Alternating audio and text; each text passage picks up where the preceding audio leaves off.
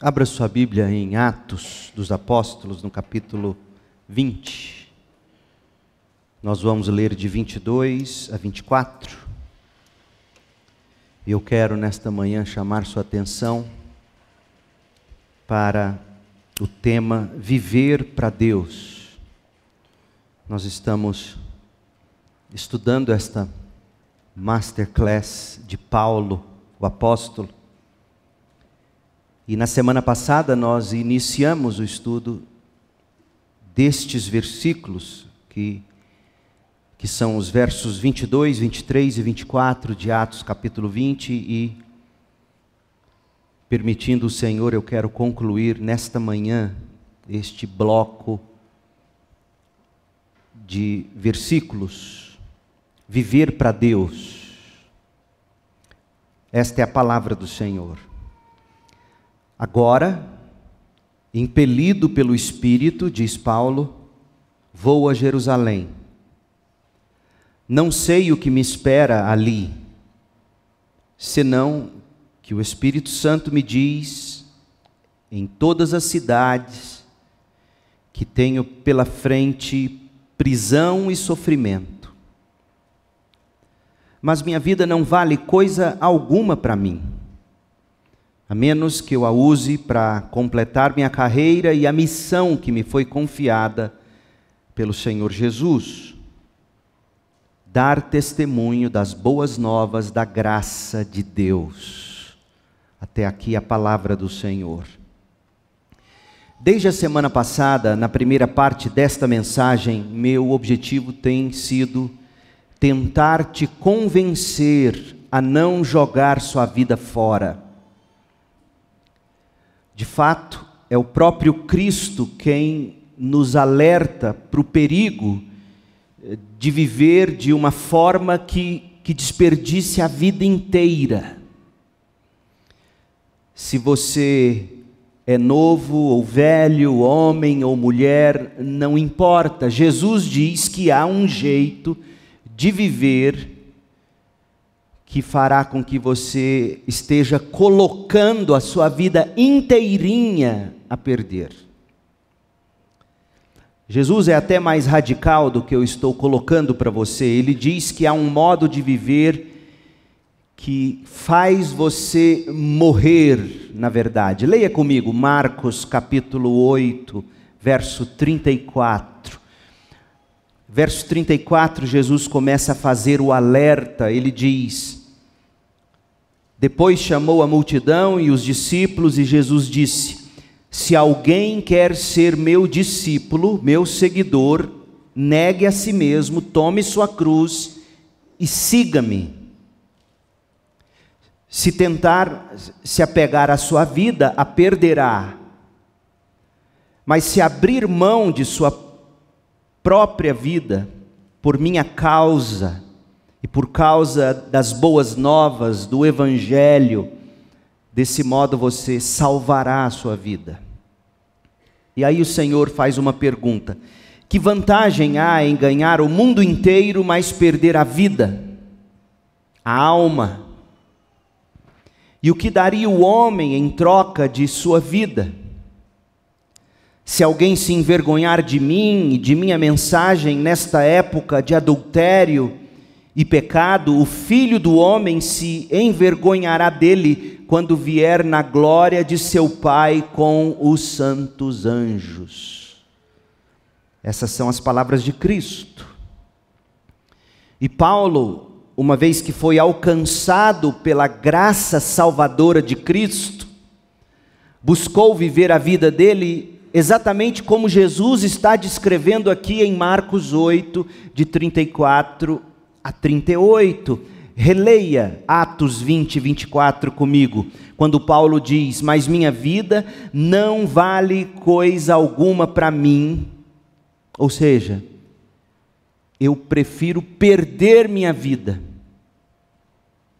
para que eu possa usá-la para completar minha carreira, minha corrida e minha missão, a missão que me foi confiada pelo Senhor Jesus Cristo, que é a missão de dar testemunho das boas novas da graça de Deus.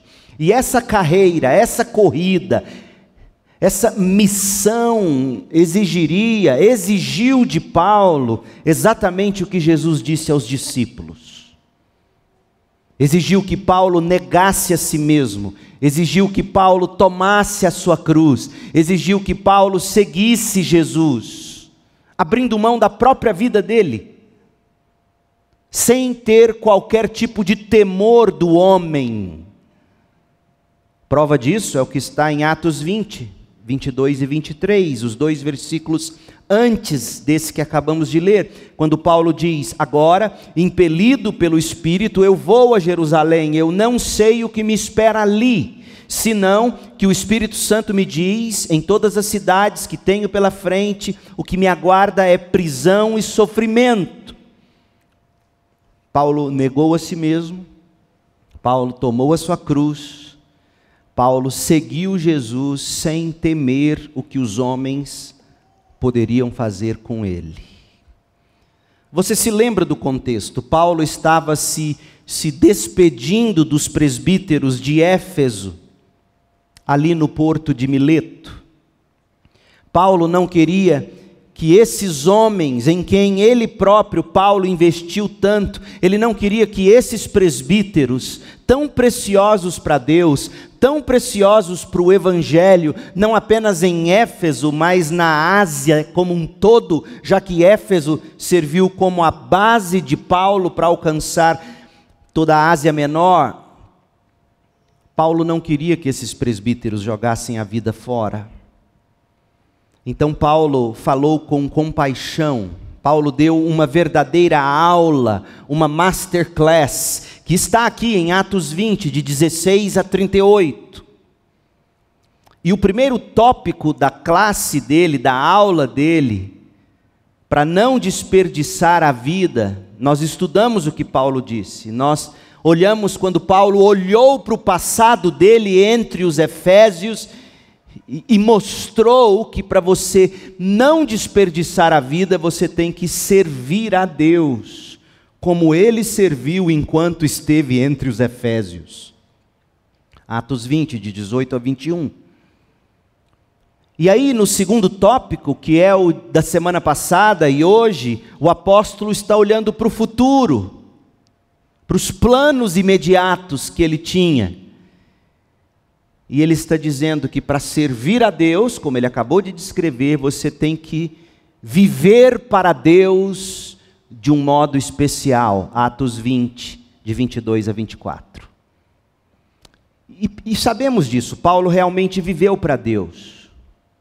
Ele foi coerente com o que ele pregou, ele terminou a corrida que ele disse que estava correndo, ele completou a missão que lhe fora confiada pelo próprio Cristo, conforme ele nos diz em Atos 20, 24.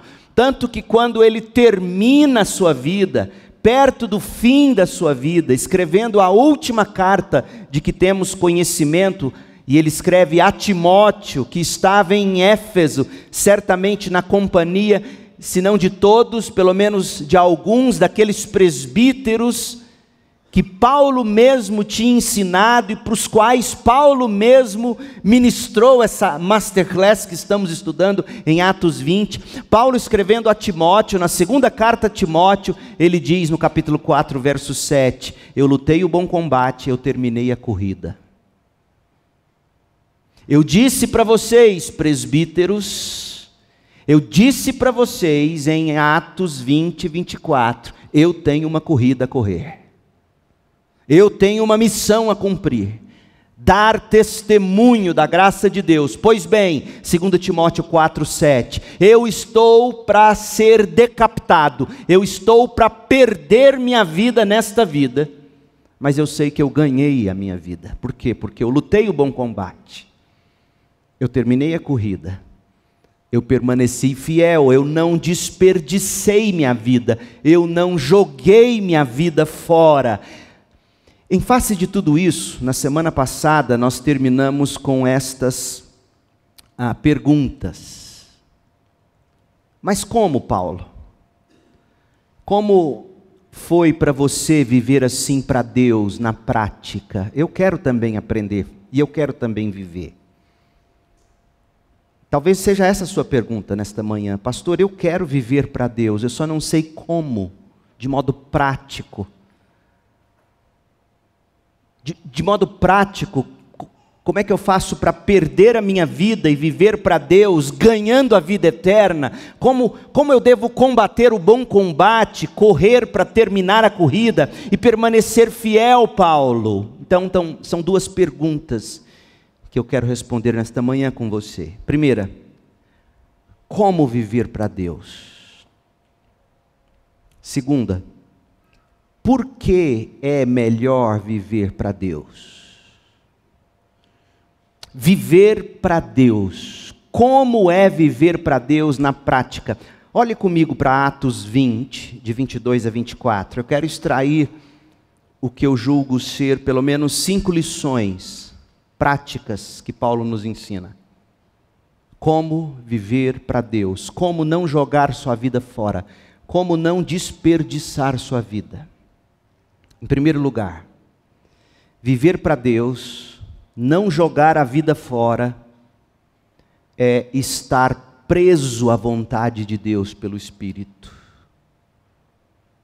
É estar preso à vontade de Deus pelo Espírito. Porque engana-se quem pensa que é verdadeiramente livre. Não existe ser verdadeiramente livre. Você é escravo ou prisioneiro de alguém ou de alguma coisa. Ponto final. Por exemplo, você tem um hábito na sua vida, você sabe que esse hábito está te destruindo ou poderá te destruir. A gente chama isso de pecado, mas alguns chamam de hábitos, a Bíblia chama de pecado. Você tem um hábito, você tem um pecado, você sabe que está te matando, você sabe que vai te matar, a menos que você abandone o hábito ou o pecado. Daí você tenta. O que você descobre? Você não consegue. Você não consegue parar de comer, você não consegue parar de beber, você não consegue parar de usar a droga, você não consegue parar de consumir, você não consegue parar de reagir com ira, com raiva. Você não consegue parar de nutrir um espírito vingativo. O que você está descobrindo quando você descobre isso? Que por mais que você bata no peito e diga, eu sou livre para fazer o que eu quero, você de fato não é. Ninguém é verdadeiramente livre. Você será sempre escravo do pecado, da sua própria carne ou inclinação pecaminosa, que faz você achar que é bem livre. Afinal você escolhe fazer, afinal você faz, e você está fazendo por livre, espontânea vontade, só que não, tente dizer não a essa vontade, e você saberá o quanto você é escravo dela. Então, para viver para Deus, você tem que ser preso a uma vontade superior, a vontade de Deus pelo Espírito. Ou você é prisioneiro de Deus pelo Espírito, ou você é prisioneiro de si mesmo, do mundo e do diabo, diz Paulo em Efésios capítulo 2. Eu poderia usar a expressão, e vou usar a expressão, mas infelizmente quando se usa a expressão, as pessoas logo caem no debate, calvinismo, arminianismo, mas esqueçam esse debate. Porque o que eu acabei de descrever para você é que não existe essa de livre arbítrio. Existe livre agência, você age de acordo com escolhas. Mas essas escolhas são determinadas pela vontade. E se a sua vontade é escrava do pecado, você agirá para obedecer ao seu Senhor e Mestre, o pecado.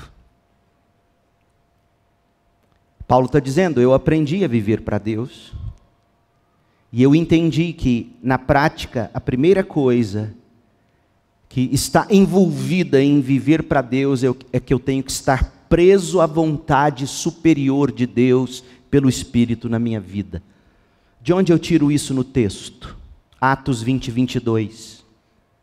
Paulo diz: agora, impelido, constrangido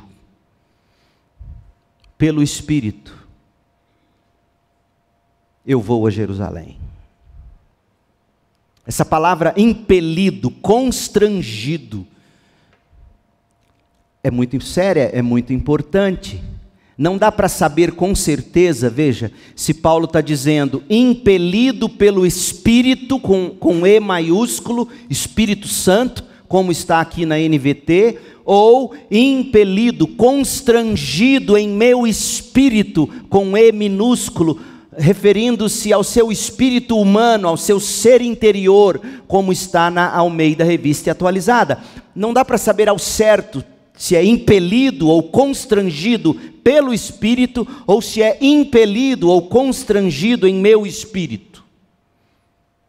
A tradução literal, pura e simples, do grego para o português não nos ajudará nesta questão. Para a gente saber o que de fato Paulo está dizendo, a gente terá que investigar o contexto maior e demais usos que se faz da palavra grega que foi traduzida como impelido ou constrangido. A palavra grega é deou.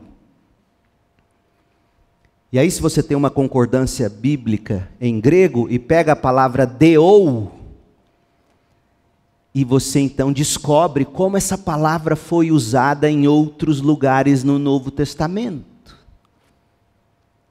Mas antes você descobre pelo dicionário grego-português que a tradução literal de deou não é impelir, não é constranger. A tradução literal é prender, é amarrar com corda ou corrente, com o propósito de levar alguém preso sob custódia. Quer ver onde ela é usada? Ela é usada para descrever algo relacionado ao próprio Paulo, em Atos capítulo 9, versículo 2. Veja como essa palavra, que foi traduzida como impelido ou constrangido, foi traduzida em Atos 9, 2, para se referir a presos ou prisioneiros, acorrentados, amarrados. Atos 9, 2, Saulo pediu cartas para as sinagogas em Damasco, solicitando que cooperassem com a prisão de todos os seguidores do caminho. Isso aqui era quando Paulo, que ainda era chamado de Saulo, quando ele vivia para perseguir cristão, ele então solicita por meio de cartas a permissão para ele prender os crentes, para levá-los como prisioneiros, deou, como presos, levá-los acorrentados a Jerusalém. Portanto, se Atos 20, 22 fosse traduzir essa palavra ao pé da letra, diria: agora, acorrentado pelo Espírito, eu estou sendo levado a Jerusalém. Ou, acorrentado em meu espírito, estou sendo levado a Jerusalém.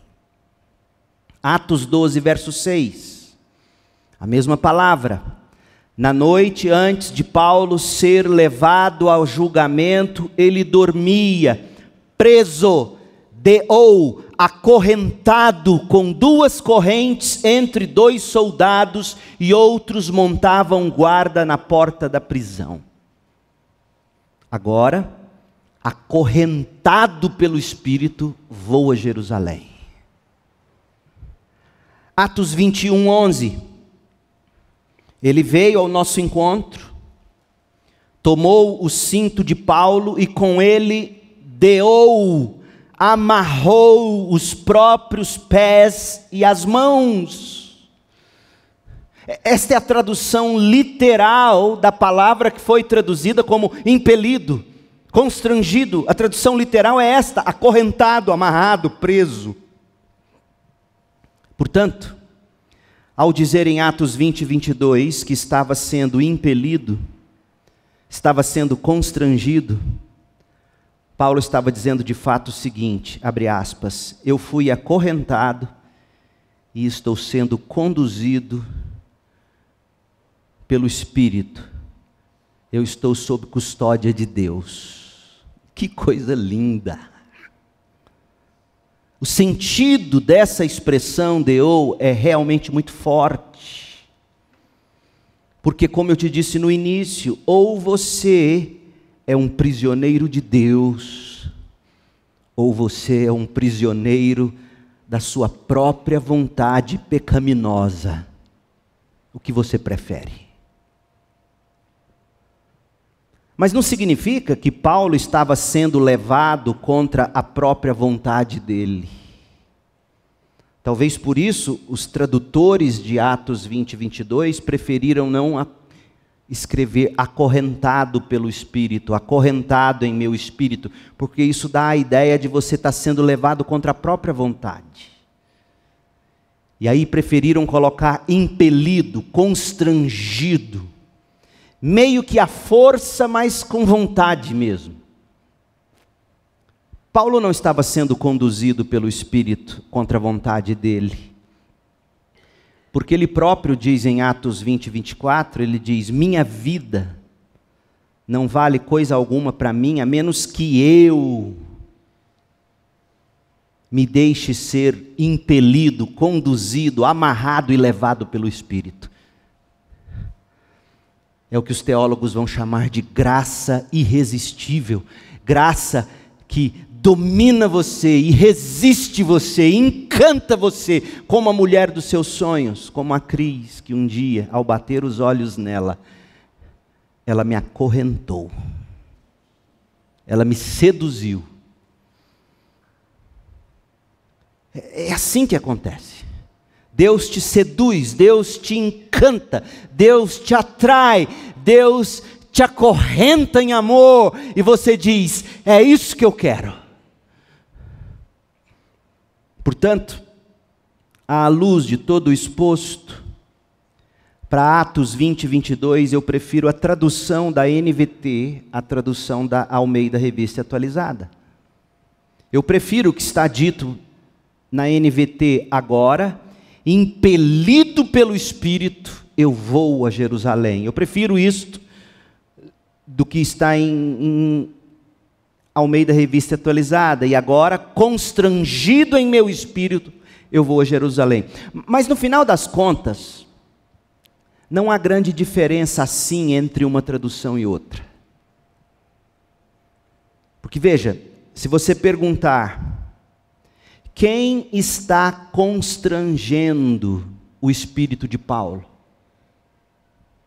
Quem está prendendo e levando sob custódia o espírito de Paulo? A resposta será o Espírito de Deus. Logo, o ponto é que Paulo é um homem conduzido por uma forte convicção que veio, dominou o coração dele, o espírito dele, e passou a conduzir ele mesmo. O espírito de Paulo passou a ser mantido cativo pelo Espírito de Deus para fazer a vontade de Deus. Então, se você quer viver para Deus, a primeira coisa que você tem que aprender é isto: viver para Deus é estar preso à vontade de Deus pelo Espírito e não à sua vontade. Se você tem dúvida de que era assim que Paulo vivia, eu quero te apresentar alguns textos em que você verá Paulo dizendo tudo isso que a gente está falando aqui. Se Paulo estivesse aqui e você perguntasse, Paulo, eu quero viver para Deus, como é que eu faço? Paulo diz, a primeira coisa que tem que acontecer não é uma tomada de decisão para você viver na sua força de vontade.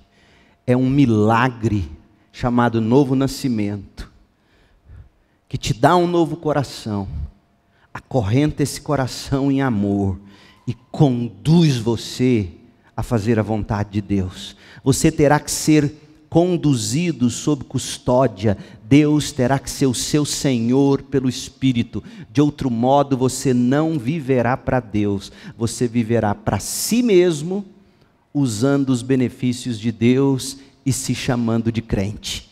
E o que não falta nas igrejas evangélicas desta cidade é gente assim, dominada pelo próprio desejo de ter mais dinheiro,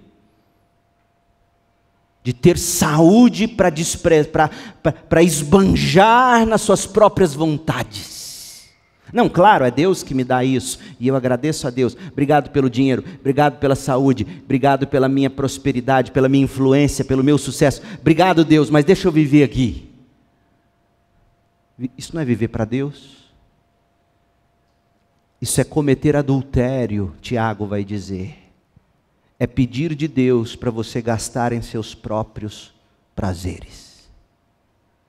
Viver para Deus é pedir: Deus, quebre as correntes da minha vontade pecaminosa, quebre as correntes do mundo que me domina, quebre as correntes do diabo que me escraviza, quebre essas correntes e acorrente meu coração pela sua graça. Eu quero ser conduzido pelo Senhor sob custódia. Isso é lindo. Isso é viver para Deus. Talvez nesta manhã seja isto que você precisa suplicar a Deus. Eu não quero continuar vivendo a minha própria vontade, na minha própria força. Eu quero ser conduzido sob custódia. Toma minha vida, ó Deus. Quebra minha vida, como a gente canta. Faze-a de novo. Porque eu não quero mais viver preso pelo meu pecado. Como é que Paulo mostra isso? Ele vai dizer isso em outros textos.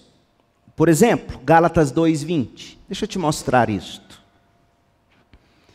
Como é que Paulo em Gálatas 2:20 diz que ele agora vive dominado por outra pessoa, guiado pelo poder de outra pessoa, o Espírito de Deus, e não ele mesmo, e não o poder dele mesmo. Gálatas 2:20, Paulo diz, falando que ele foi dominado por outra pessoa, ele diz: fui crucificado com Cristo. Assim já não sou eu quem vive, mas Cristo vive em mim. Isso é viver para Deus. Viver para Deus não é você se sentir vivo para praticar o pecado, é você se ver morto para o pecado e tendo Cristo vivo em você. Você está dominada por outra pessoa, você está dominado por outra pessoa. O seu coração, a sua vontade pecaminosa, o seu espírito caído, a sua alma empoeirada, como eu aprendi ontem. Isso tudo foi dominado por Cristo. Você foi crucificado com Ele. Você não vive mais. Você se enxerga morto. E você se vê com Cristo vivendo em você. Agora o poder da outra pessoa. Não o poder da força de vontade, mas o poder de Deus, o poder do Espírito. Portanto, vivo neste corpo terreno, e olha de onde vem o poder. Pela fé no Filho de Deus. Eu vivo pela fé nas promessas de Deus para mim. É isto que me dá poder para vencer o pecado. Por exemplo, a promessa de que os limpos de coração verão a Deus. E aí você crê nessa promessa e você começa, como Jó fez, a fazer um pacto com seus olhos para não olhar com cobiça para uma mulher que não é sua, para um homem que não é seu, por exemplo. É daí que vem o poder. Vivo neste corpo terreno, pela fé no Filho de Deus, não pela fé nas promessas do pecado, não pela fé nas maneiras como o mundo tem desenhado a vida, não pela fé no que o diabo com mentira apregou ao meu coração. Eu vivo pela fé no Filho de Deus que me amou e se entregou por mim. Está vendo o que é viver para Deus? É ser acorrentado pelo próprio Espírito de Deus e levado sob a custódia de Deus. Isso é graça, isso é maravilhoso. Leandro, você é livre? De jeito nenhum. Eu tenho um Senhor sobre a minha vida. E se não fosse o meu Deus, o Espírito de Cristo em mim, meu Senhor seria eu mesmo, e meu fim poderia muito bem ter sido como o de meu pai, que aos 51 anos foi atropelado, bêbado, aqui no setor Campinas. Você tem noção? Eu farei 51 em junho. Quem é seu Senhor? Para quem você vive? O que você segue? O que domina seus desejos, seus pensamentos? O que impele você? O que constrange você a viver? Quais são os desejos que, no fundo, dominam você e você acha que é livre porque tem tais desejos? Paulo diz: você quer viver para Deus? Seja impelido pelo Espírito. Outro texto, 1 Coríntios 15, versículo 10. Paulo vai dizer que ele foi dominado por outra pessoa. Olha o que ele diz na primeira parte do versículo: o que agora sou, porém, não sou. O que agora sou, porém, não sou, levando em conta Gálatas 2:20. O que agora sou, porém, não sou eu. O que agora sou, porém, não sou eu, Saulo de Tarso. O que agora sou, porém, é uma nova criatura. Uma criatura que foi dominada pelo Espírito de Deus. Olha o que ele diz: o que agora sou, porém, deve-se inteiramente à graça que Deus derramou sobre mim e que não foi inútil. Resultado, ele recebe o poder de outra pessoa. E ele completa o versículo: trabalhei com mais dedicação que qualquer outro apóstolo. E no entanto, não fui eu que trabalhei. Esse é o paradoxo da vida cristã. É por isso que às vezes é difícil encaixar a soberania de Deus e a liberdade do homem, porque não é matemático como 2 mais 2 é 4. Eu trabalhei, mas não fui eu que trabalhou. Foi Deus que em sua graça operou por meu intermédio. Eu criei, mas foi Deus que me deu fé. Eu me arrependi, mas foi Deus quem me convenceu. Eu vim a Cristo, mas foi a graça irresistível dele que me atraiu. Eu agora sou escravo do Senhor dos senhores, do Rei dos reis.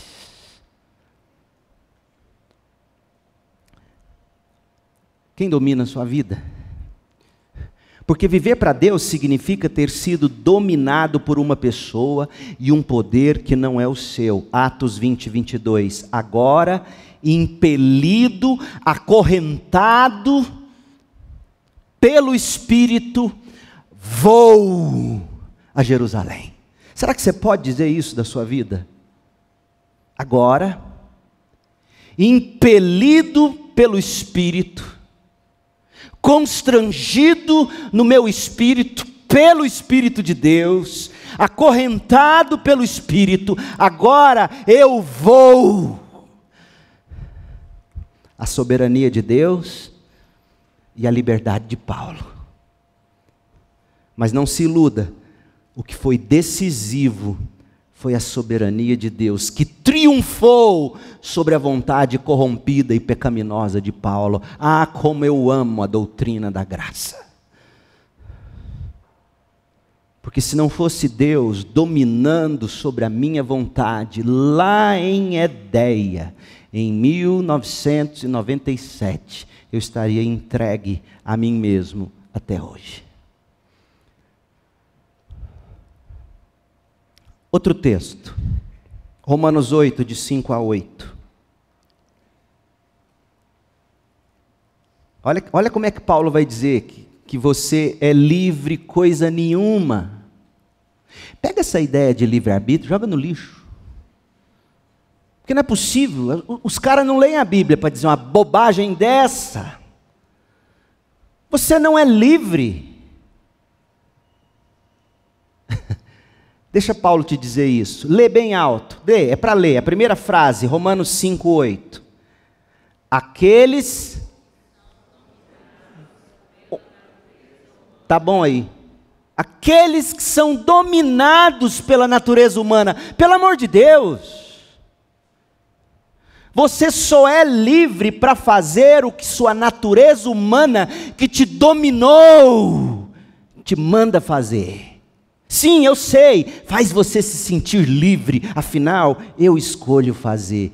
É sim, bobão, é sim. Mas chega um dia e diz, eu não vou mais fazer. O que você vai descobrir? A droga te dominou, o álcool te dominou, a comida te dominou, a compulsão de comprar te dominou, a ira te dominou, a mentira te dominou. Sabe o que você descobre quando um dia você para e diz, eu não vou mais fazer, ponto. Ano novo, vida nova. Todo ano novo mostra que você tem livre-arbítrio, coisa nenhuma. Dura quantos dias suas resoluções? 5?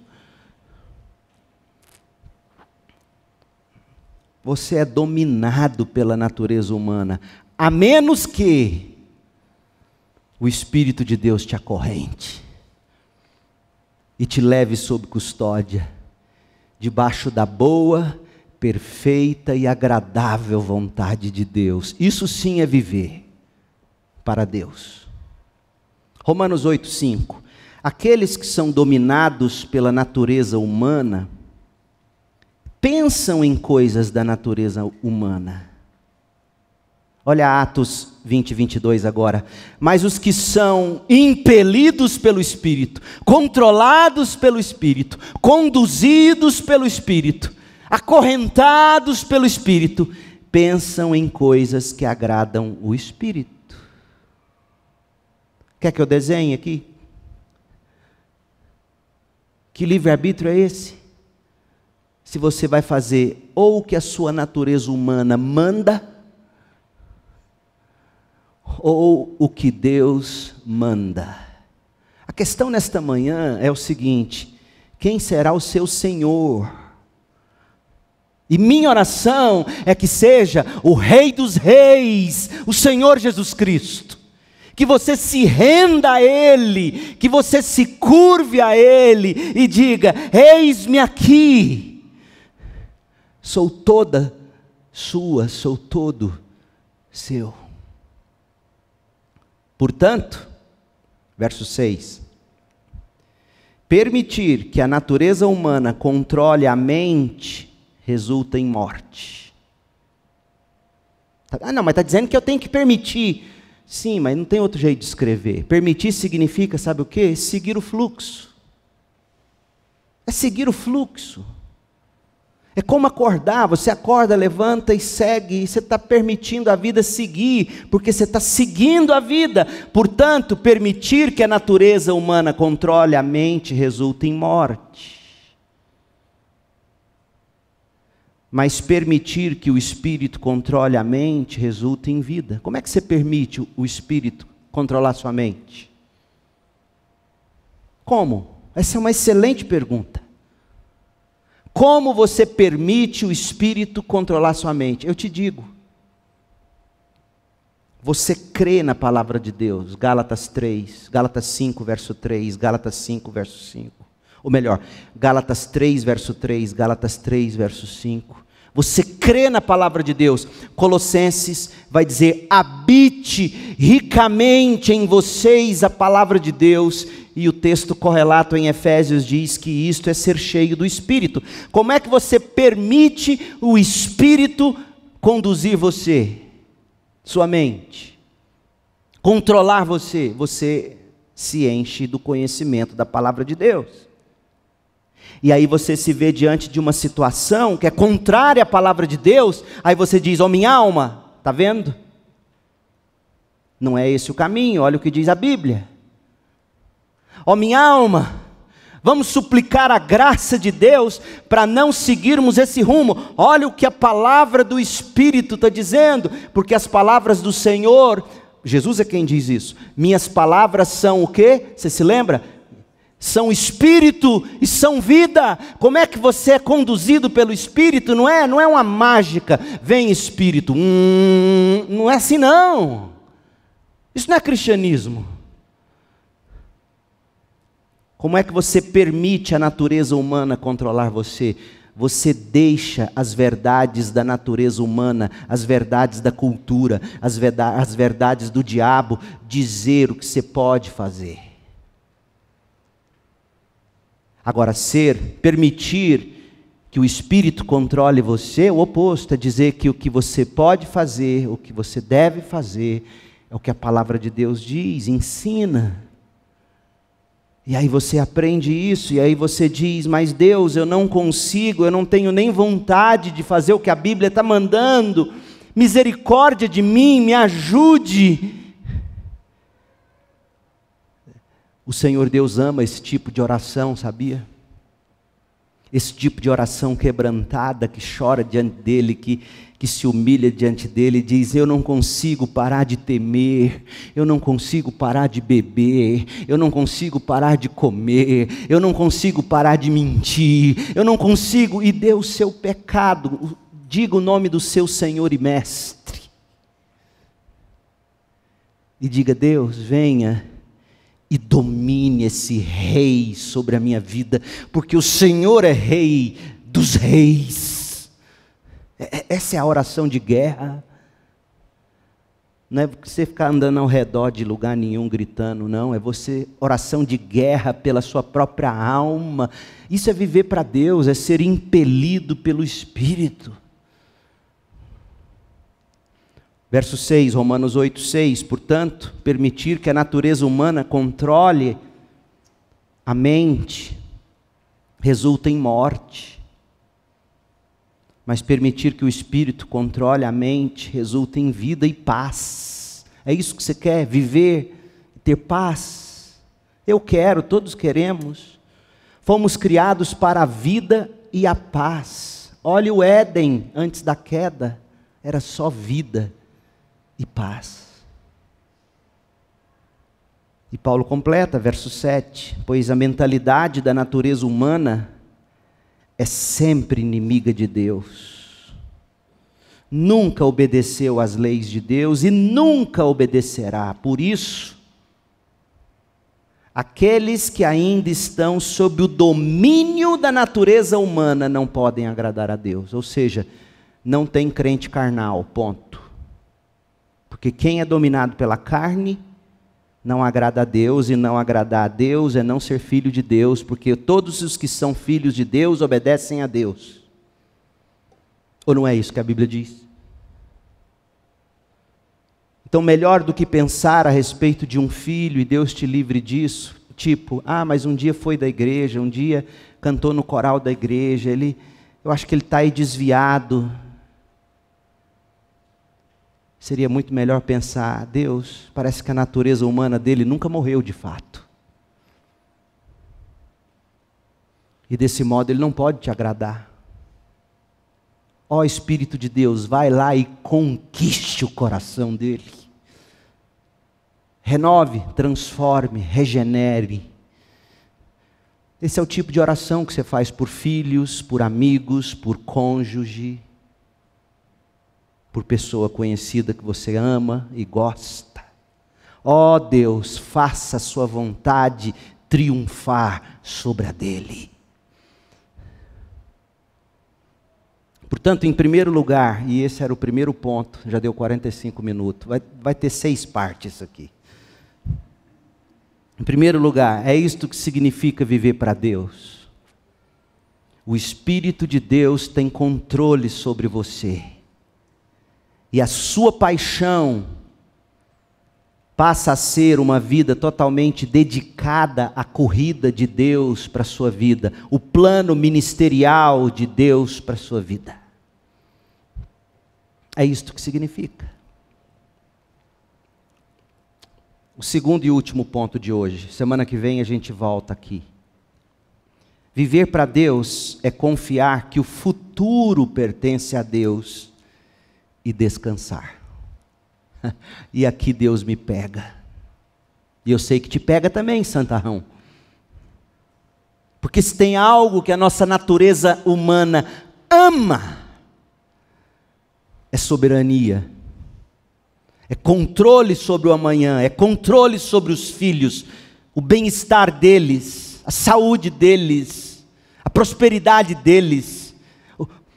O que nós amamos é controle sobre o amanhã, sobre o futuro. Nós amamos planos, planilhas, probabilidades. A gente ama ter tudo sob controle. E Paulo diz, não é assim que se vive para Deus.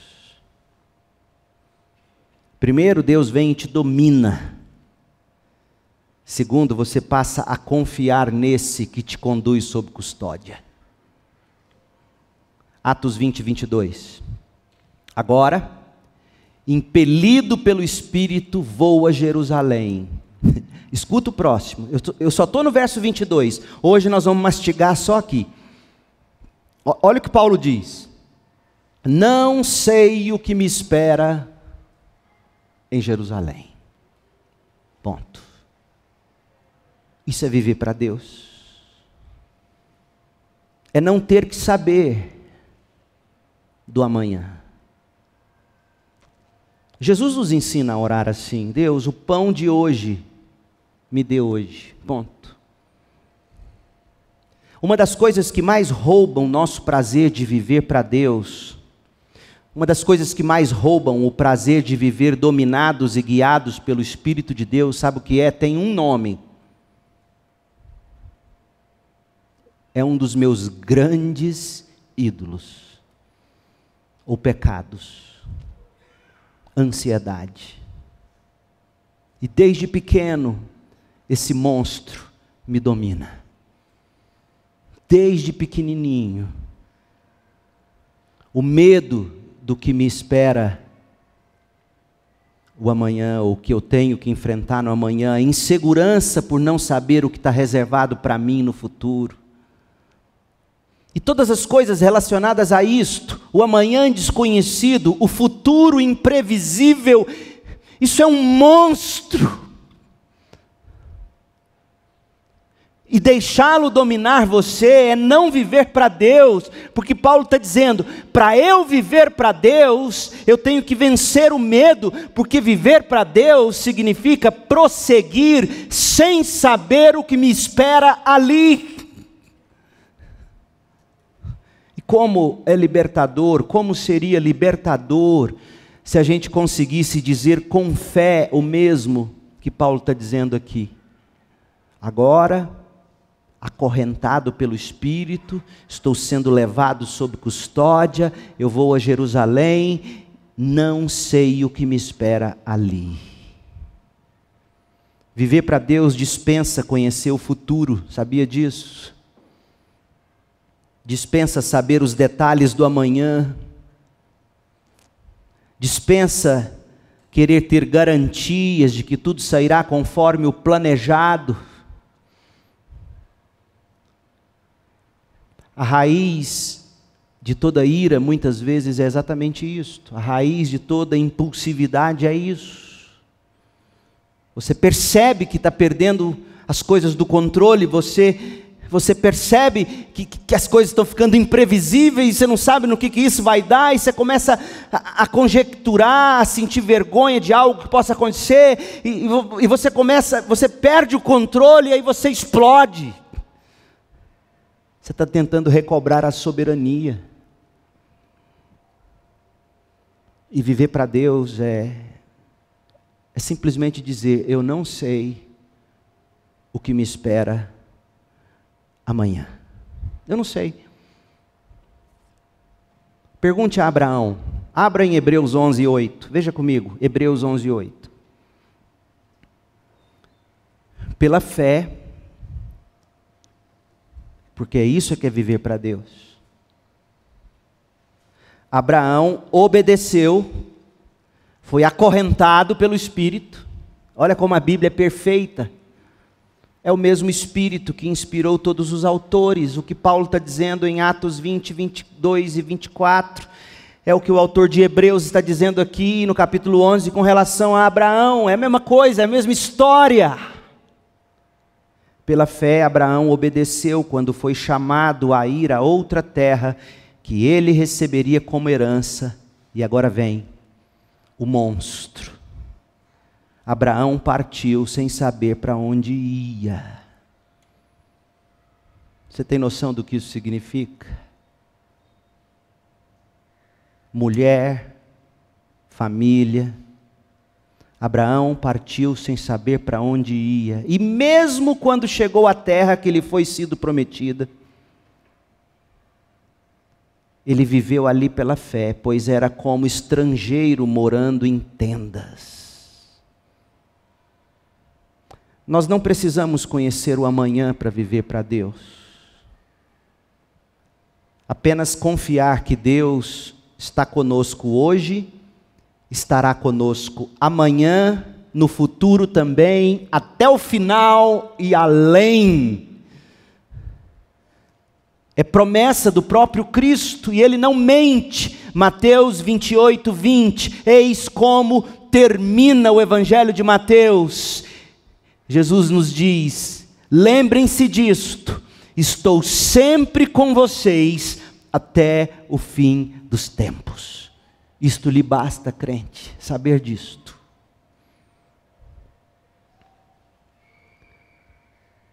Eu me lembro do Samuel naqueles dias terríveis, de quando o Crom estourou na vida dele, a igreja nos acompanhou em oração. Este versículo foi o que me sustentou. Eu sei que o Senhor está com ele até o fim, e também comigo. Meu povo, o que eu estou pregando para vocês, minha mulher sabe, meus filhos sabem. É o meu maior pecado. Ansiedade. E às vezes ela é tanta que eu não consigo sequer orar com fé. E não venha me julgar não, porque eu sei que acontece com você também. E a palavra de Deus para nós nesta manhã é: viver para Deus é deixar o Espírito te dominar. Toma, me leve, eu sou seu, estou sob sua custódia, ó Deus. E não, eu não preciso saber do amanhã, porque eu sei que o Senhor está sempre comigo até o fim dos tempos. Isso te faz ir fazer discípulos. Isso te faz contribuir como você deve contribuir, dizimar como você deve dizimar, ofertar como você deve ofertar. Porque muitas vezes, em nome de ser previdente, a gente não dá quanto poderia dar. A gente não faz o que deveria fazer. A gente não deixa de trabalhar tanto para se dedicar mais. Sendo que se você de repente parasse e fizesse as contas, o que você já tem, graças a Deus, louvado seja Deus, daria para 5 gerações viverem. Eu conheci gente assim ao longo da minha vida. Conheci gente em que o filho não trabalhou, o neto não trabalhou e o bisneto não vai precisar trabalhar. Porque pela graça de Deus foi muito que se herdou. Tem gente assim, não é a maioria de nós. Mas mesmo que você não tenha tanto assim, o que você já tem, será que requer mesmo tantas horas de trabalho, sem que você ache um minuto sequer para fazer um discípulo? Tudo isso é medo do amanhã. Eu não sei o que me espera amanhã. Ontem alguém brincou comigo, a gente estava ali na quadra, e cheguei na roda falando de investimento, aí o irmão brincou e falou assim, não, quem faz investimento é pastor. Coitado de mim. Eu não tenho um couro para deitar e dar acesso em cima. E sabe de uma coisa? Estou nem aí, de verdade. O senhor é imprevidente, pastor. Não sei.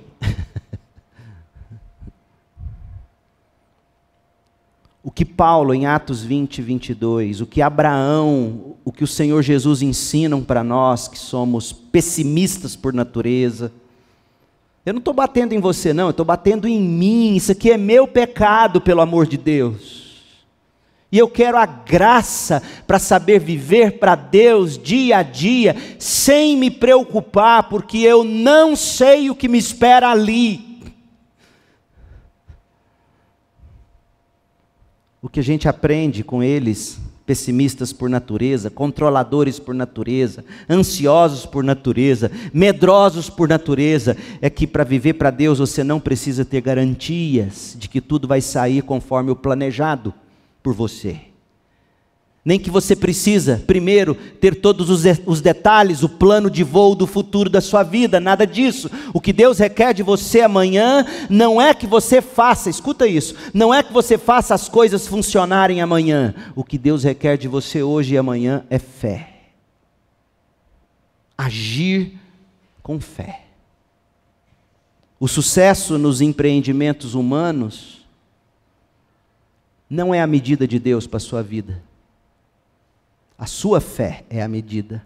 O que Deus exige de você amanhã é que você seja fiel a Ele e deixe as coisas saírem conforme a boa, perfeita e a vontade agradável dEle. Isso é libertador. Então aqui está a segunda resposta para a gente encerrar. Como viver para Deus? Na prática, significa contentar-se em viver pela fé, sem ter que saber em detalhes o que te espera amanhã, ou depois do almoço. Vamos encerrar lendo o texto? Paulo quer viver para Deus. Primeiro, é viver sendo impelido pelo Espírito, acorrentado, levado pelo Espírito. É ter sua vontade pecaminosa dominada, acorrentada, e a sua vida ser levada pelo Espírito. Impelido pelo Espírito, eu vou a Jerusalém. Mas tem um detalhe. Segunda coisa do que significa viver para Deus. Eu não sei o que me espera ali. Eu vou com fé. Feche seus olhos. Ore comigo.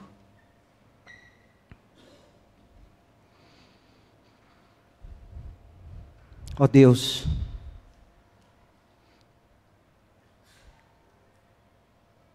se estão aqui nesta manhã é porque querem saber como viver para o Senhor.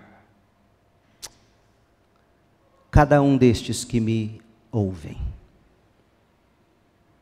Se estamos aqui é porque viemos para te adorar e declarar que vivemos para o Senhor e queremos viver para o Senhor. Ninguém chegou aqui obrigado.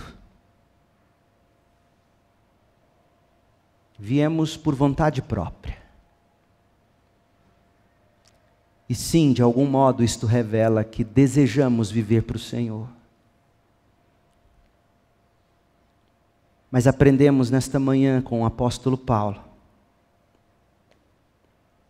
Viver para o Senhor é ser dominado, acorrentado pelo teu Espírito e levado sob custódia. Portanto, se há alguém nesta manhã que ainda não se rendeu a Jesus, ó Espírito de Deus, atraia, regenere, salve esta pecadora, salve este pecador. Acorrente-o em sua boa, perfeita e agradável vontade. Viver para o Senhor significa não ser dominado pela natureza humana, mas pelo teu Espírito. Paulo nos ensinou isto. Mas significa também não ter que se preocupar com o amanhã. Ó Deus, e como é duro isso. E aqui nós nos unimos em oração e confessamos nossa ansiedade, nosso medo, nossos receios, nossas dúvidas. Olhamos para a nossa nação, este momento político, que não é de hoje, vem se arrastando há pelo menos década ou mais. Não sabemos o que nos espera o Brasil de amanhã, mas não importa. Não sabemos o que o amanhã tem para os nossos filhos, os netos, não importa. Não sabemos o que o amanhã reserva para nós, não importa. Porque sabemos que o Senhor está conosco hoje, estará amanhã e para sempre. Ó Deus, que esta verdade possa nos libertar para viver de modo radical, mais generosos, mais intencionais na evangelização e no discipulado. Ó Deus, pega esses 5 pães e 2 peixinhos, multiplique isso no meu coração, na minha vida, e no coração de cada ovelha que o Senhor colocou sob os meus cuidados. Que a graça do Senhor Jesus Cristo, o amor de Deus Pai e a consolação do Espírito estejam conosco e com o teu povo aqui espalhado pela terra, até quando o Senhor voltará para estabelecer seu reino eterno. Porque teu é o reino, ó Senhor Jesus. Teu é o poder. Tua é a glória, hoje e para sempre. Amém.